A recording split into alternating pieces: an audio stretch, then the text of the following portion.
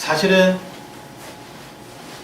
정말 내 마음에는 믿고 싶지만 예수님을 전적으로 믿지 못하는, 그래서 내가 할 수 있는 것을 하는, 이것이 현대 기독교인들의 모습입니다. Because in truth, many of us current Christians would want to wholly put our trust in God, but is unable to, and so we do what we can using our efforts to solve any problems and live our lives. 성경은 기적을 이야기하는데, 그리고 하나님을 믿지 않는 사람들도 기적을 믿는데, 오히려 많은 그리스도인들이 이 기적을 믿지 아니하고 더 세속적으로 이 세상을 살아가는 것이, 기도를 하지만 이 기도의 능력을 사실은 별로 믿지 않는,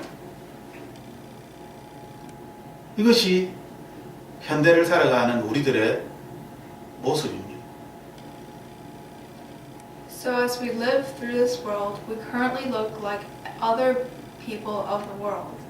Even unbelievers believe in miracles, and yet many of us do not know the power that our prayers have, and we do not believe in those powers or the miracles that could happen. 그래서 많은 그리스도인들이 세상 사람들과 똑같이 세상의 방법으로 국가와 싸우고 사람들과 싸우면서 소송을 하고 법정에서 다툼을 하고 세상 사람들과 똑같은 방법으로 이 시대를 살아가는, 이것이 우리에게는 참 슬픈 일입니다. So it's a sad thing that many of us are getting so involved with the world that instead of looking up to God, we find fights within the laws, have feuds with the society instead of focusing our lives on Jesus. 그러므로 오늘 18절의 말씀처럼 이 기독교는 성령 하나님을 통해서 예수 그리스도가 오셨다는 것을, 이것을 기억할 때에 성령 하나님을 통해서 나의 삶에 기적이 일어난다는 것을 다시 한번 확인하고 정확하게 믿어야 합니다. And so as we read through the scripture today, we have to remember that Jesus came through the power of the Holy Spirit. And in the same way that our miracles happen through the power of the Holy Spirit. 우리가 믿는다고 그렇게 말을 하고 또 믿고 싶어 하지만 사실 하나님이 나에게 무엇을 이야기하시는지 많은 사람들이 잘 듣지 못합니다. Although we may say that we believe and even want to believe, a lot of us don't know what God is saying to us. 성경 말씀을 보면은 하나의 단서를, 힌트를 주시는데, 하나님께서 누군가에게 이야기할 때 꿈에서라는 단어가 자주 등장합니다. There is a key phrase or a hint that is found when we're reading the word.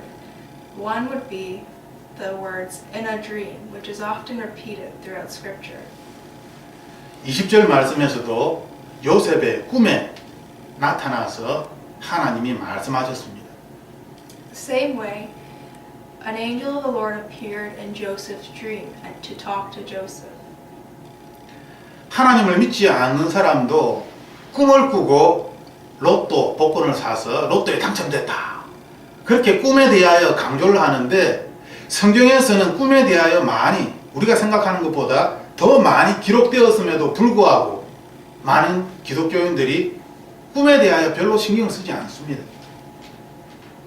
Even within the world, there are many unbelievers who put a focus on dreams. Say they would have this certain dream and then they would buy a lottery ticket the next day because that's what it could symbolize. And in the Bible, the dream or dreaming is repeated many times, yet many of us Christians do not realize the importance of them.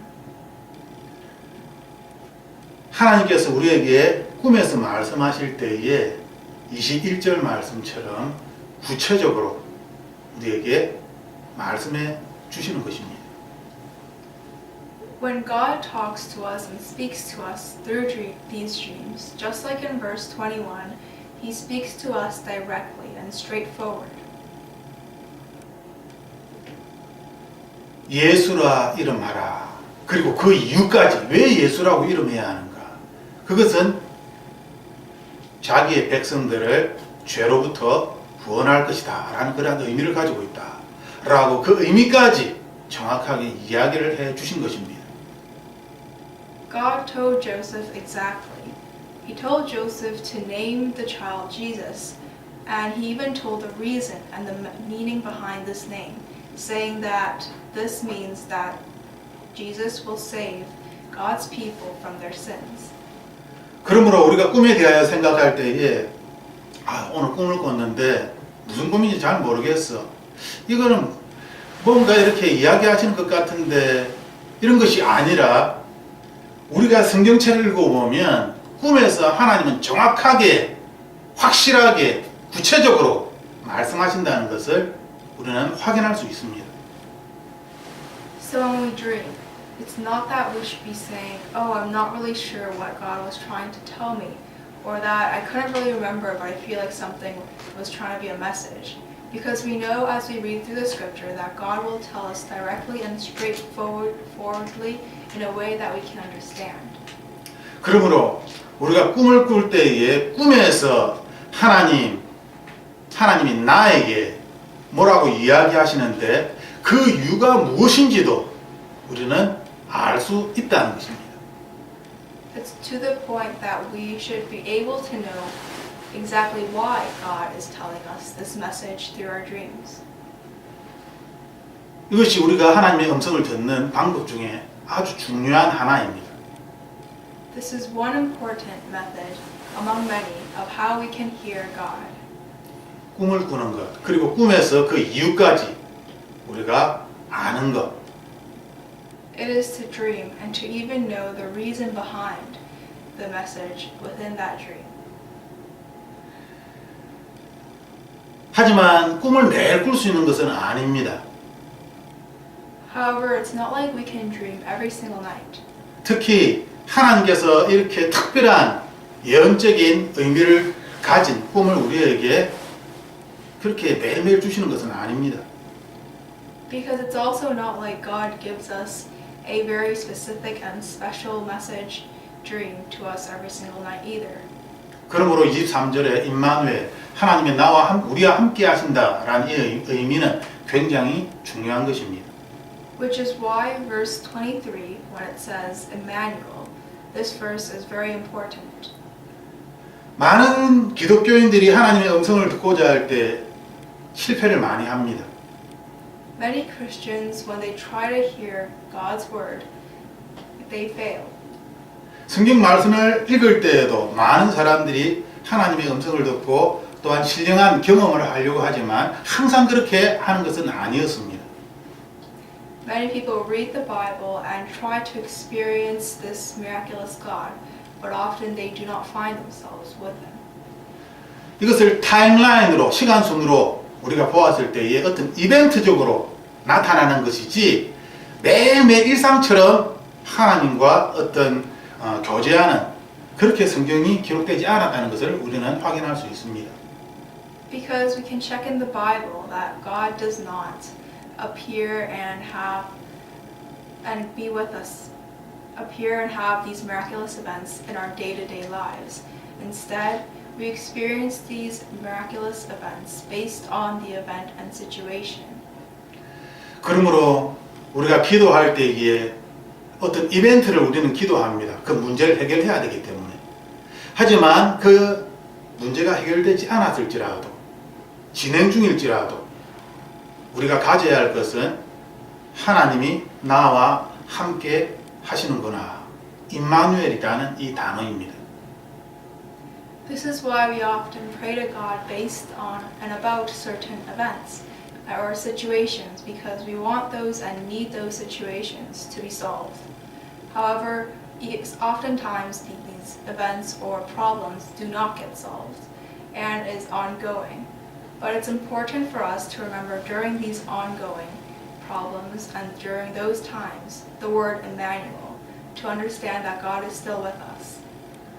그러므로 성경은 우리에게 하나님의 이름이 무엇입니까? 라고 물었을 때에 누군가가 그렇게 물었죠. 그때에 하나님은 이전에도 있었고 지금도 있고 영원히 있을 것이다. 그것이 바로 하나님이다. 라고 모세에게도 또 계시록에도 그렇게 하나님이 자신에 대하여 그렇게 설명을 합니다. Because earlier in the Old Testament, God also told Moses when he asked who he is, that God is someone that has been with us since the past, in the present, and will forever be here. 우리는 시간의 한계 속에 갇혀 있기 때문에 하나님이 나와 함께 계시다라는 것을 강하게 믿지 아니하면 결국 이 세상을 의지하고 믿을 수밖에 없는 그러한 연약한 존재입니다. Because we are stuck in a certain period of time, if we do not have this strong faith believing that God is always with us, then we will come back to being the weak beings that we are and end up relying more on the world instead. 그러므로 일상을 살아갈 때에 매일매일의 삶에서 내 안에 있는 나와 함께 하시는 이 임마누엘의 하나님을 내가 확인하는 것, 이것은 굉장히 중요한, 내 신앙에 있어서 굉장히 중요한 하루의 일과입니다. 하루의 일입니다. 해야 할 일입니다. So it is very important that within our day-to-day lives we check that God is still with us. We check every day that He is still beside us, and this is something that's very important, and it's something that we should be doing within our Christian lives. 물론 우리가 기도할 때 사건적인, 이벤트적인 것을 기도하지만 문제를 해결하기 위해서. 하지만 그것보다 더 중요한 것은 매일매일의 삶에서 하나님이 나와 함께 하시다. God is with me. 하나님이 나와 함께하고 계시다. 이것을 확인하는 것이, 이것을 정확하게 아는 것이 오늘 하루의 삶에서 내가 믿음의 삶을 살 수 있느냐, 아니면 세상을 따라 살 것이냐 라는 것을 대부분 결정짓게 되는 것입니다. And so even though we pray based on an event or a situation, because we want that to be solved, we should also, more importantly, be praying about our day-to-day life and checking that God is still with us so that our faith remains strong. Because this often, checking this and having that certain exact confirmation that God is with us and God is with me, this is what will be the basis of how we make our decisions and how we live that day based on faith instead of by following the world. 이제 결론적으로 하나님께서 우리에게 성령 하나님에 대하여 이 성령 하나님의 힘을 통해서 예수 그리스도께서 태어나셨다. 성령 하나님에 대하여서 말씀하셨고, 그 다음 꿈에서 우리에게 말씀하신다는 것. 그리고 꿈에서 말씀하실 때에 요셉이 이름을 지어줬죠. 지저스라고. 요셉의 어떤 구체적인 그러한 어떤 행위가 나타납니다. 그뿐만 아니라 임마누엘의 하나님이다 라고, 하나님이 우리와 함께 하신다 라는 이 사실까지 우리에게 가르쳐 주셨습니다. And so to conclude and summarize, we can understand that we can learn about the power of the Holy Spirit, that it was the Holy Spirit who led Mary to be pregnant with a child, and the Holy Spirit that allowed for Jesus to be born, because it was through the power of the Holy Spirit. Also, we can know about the fact of dreams, that Joseph heard from God through a dream, and that He will often do this to us too. We also know that when God was telling a message to Joseph, God told Joseph the message directly and straightforwardly. God told him what to name the child, being Jesus, and exactly why to name the child Jesus, being that Jesus means that he will save his people from their sins. And lastly, we can remember the word Emmanuel. Emmanuel, which means that God is with us, and remembering that God is still with me in our day-to-day lives so that we don't lose our faith. 자, 그러면 23절, 25절 말씀처럼 이제는 from now, 이제는 우리가 해야 할 것이 있고 하지 말아야 할 것이 있는 것입니다. And now in verse 24 and verse 25, we can see with the red bolded words that there is something that we now must do and something that we now must not do. 해야 할 것은 성령 하나님의 음성을 쫓아서 순종하는 것이며 하지 말아야 할 것은 이 세상을 따라가지 않는 것입니다. Something that we must do is to listen to God's voice and follow His commands. Something that we must not do is to instead be following the worldly things and to be following, living a life the same as everyone else's. 예를 들어서 하나만 예를 들고 마치겠습니다. 우리는 지금 아이들이 있으니까 컴퓨터 게임을 아니면 유튜브를 보면서 너무 재미있었어.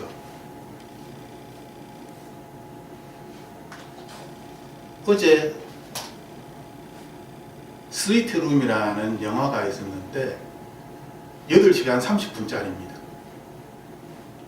그런데 너무 재미있어서 8시간 30분 동안 계속 그 영화를 보고 잠을 갖다가 새벽 3시나 4시에 그렇게 잤다면, 그리고 이런 삶이 일상적으로 일어난다면 그것은 세상을 쫓아 사는 삶입니다. For example, given an example, let's think about this. Watching TV. Yesterday we watched with the family a show called Home Sweet Home. And this was a TV show that totaled up to over 8 hours. But if we were to watch this first episode and say, oh, this is so fun, and because we have the rest of those 8 hours available to us, say we were to watch the whole show at once, staying up until 3 a.m., watching that whole show. But then say that sort of habit repeated over and over in our day-to-day lives, then this would be an example of following the world and following the world instead of listening to God. 그러면 전혀 영화를 보지 말라는 뜻입니까? 아닙니다. 드라마를 보다가 밥을 먹어야 할 시간에 밥을 먹어야 하고, 영화를 보다가 공부를 해야 되고 홈워크를 해야 된다면 홈워크를 해야 하는 것이죠. 우선순위가 영화에 있는 것이 아니라, 유튜브에 있는 것이 아니라, 게임에 있는 것이 아니라, 내가 반드시 해야 하는 홈워크, 스터디, 먹는 것, 운동하는 것, 쉬는 것, 그리고 남는 시간에 take a rest, 쉬기 위하여서 영화를 봐야 되는 것이지, 이것이 우선순위가 완전히 뒤바뀌어서 잠도 안 자고 영화 보고, 잠도 안 자고 게임하고, 잠도 안 자고 밥도 안 먹고 게임한다고, 이것은 잘못되었다. 이것이야말로 세상을 따라가는, 자기의 욕심을 따라가는 잘못된 것이다 라는 것을 우리가 반드시 알아야 합니다. And continuing on from that example, it's not saying that we can't be watching TV. That's not the point. The thing is that we have priorities and we have to keep in mind what's most important to us.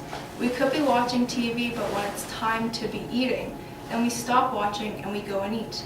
We could be watching TV, but when we realize that we have homework to do, then we stop watching TV and go ahead and do that task of studying or doing homework.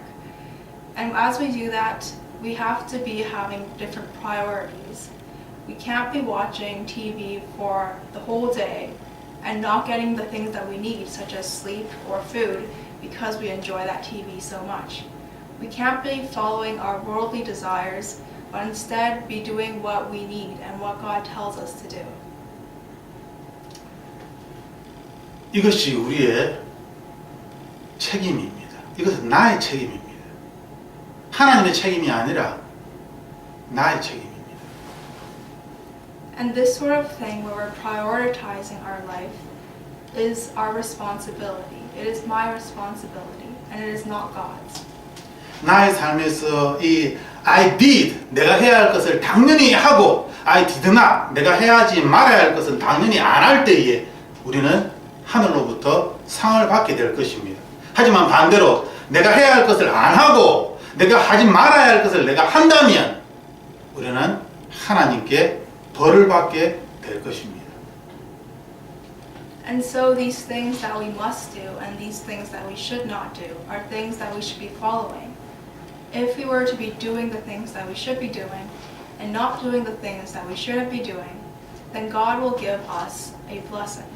However, if we did the opposite by not doing the things that we should be doing and instead be doing things that we shouldn't be doing, then God will give us punishments because it is the wrong thing to be doing. 아이들을 축복한다는 것은 예수님의 이름으로 축복한다는 것은 갑자기 아이들이 공부도 하나도 안 하고 공부도 하나도 안 했는데 시험을 예수님 나 똑똑하게 해주세요, 브릴리언트하게 해주세요 이렇게 해서 기도해가지고 그 문제를 다 아는, 공부도 안 했는데 문제를 다 푸는 이런 것이 아닙니다.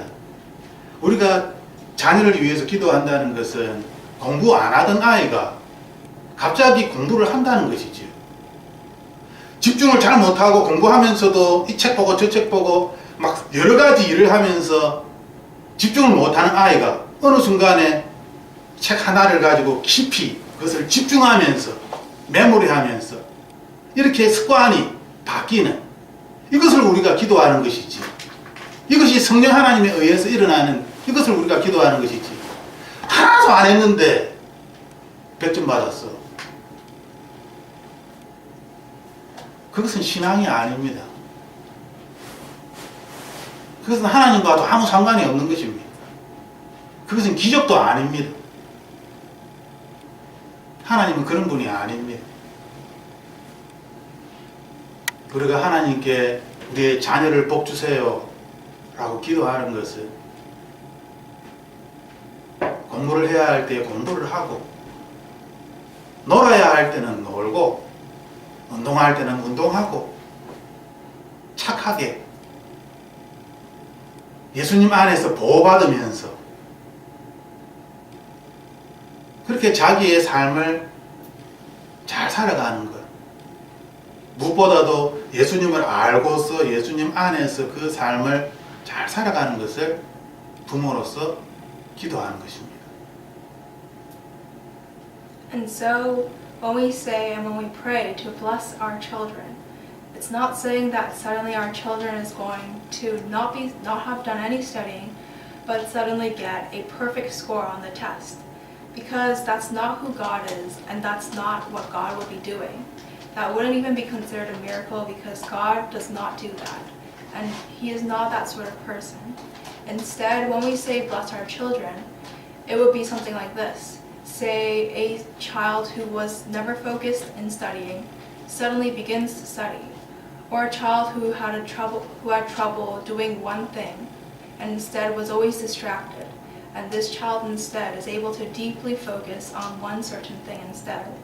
It is seeing those changing habits that when we can realize that it is the Holy Spirit working. When we see them becoming a better person.